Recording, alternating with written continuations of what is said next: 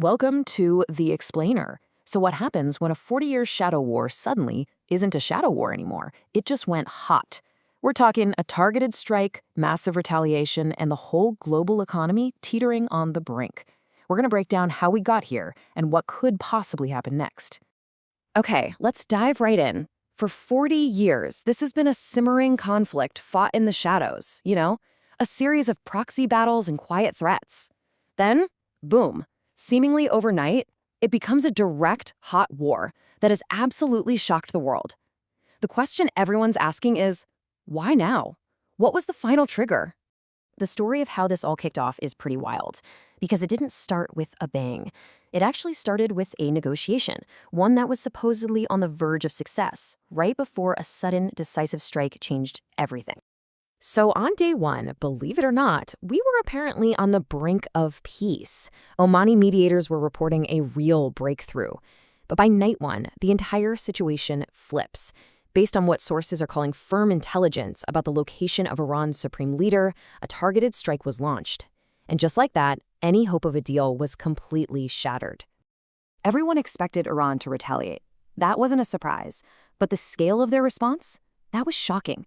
They didn't just strike back at Israel. No, they hit U.S. bases all across the region. In Bahrain, Kuwait, the UAE, Saudi Arabia. Their message could not have been clearer. If you host a U.S. base, you are now a part of this war. The conflict had just gone regional, in a big way. To really get what's happening today, you have to rewind the clock. This isn't just one single story of bad blood. It's actually two separate but deeply connected histories that have now collided in a major way. And this, right here, is the key to understanding the whole thing. It's not one rivalry. It's two, running in parallel for decades. The US versus Iran and Israel versus Iran. And they've just smashed together into one massive confrontation. And this slide just illustrates the different motivations so well. For the United States, this whole conflict is really rooted in economics and geopolitics, right? It's about the control of oil. But for Israel, it's seen as a genuine existential threat, a war for its very survival against an enemy that openly questions its right to even exist. So how does a regional fight like this become a huge problem for the entire world?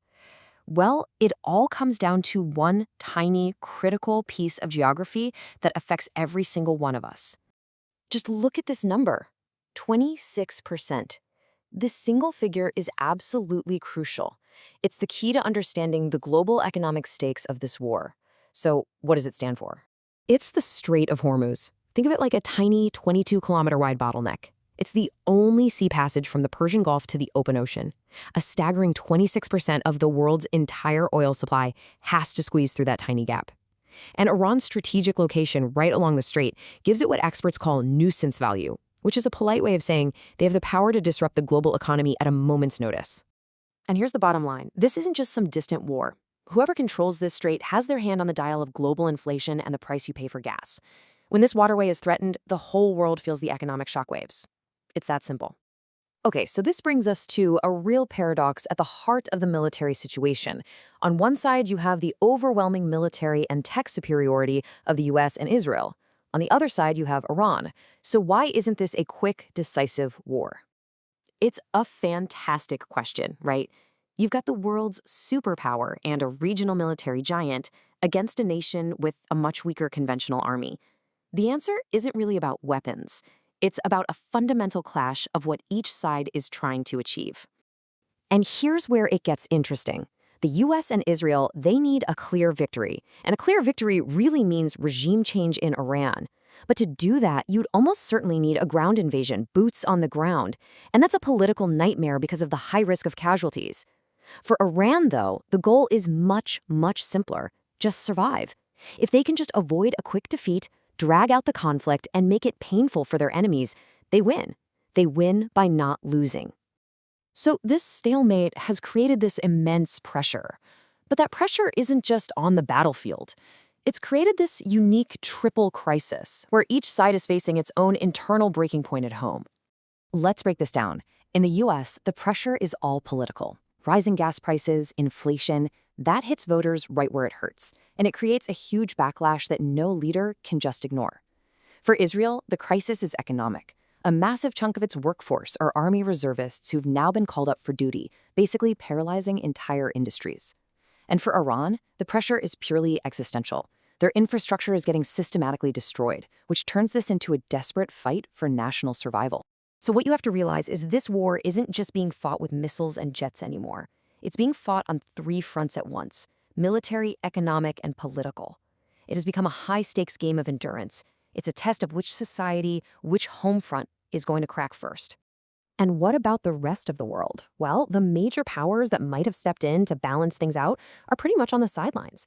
China is officially neutral, but sources say it's covertly supplying Iran with tech and weapons. Russia is just too bogged down in Ukraine to get involved.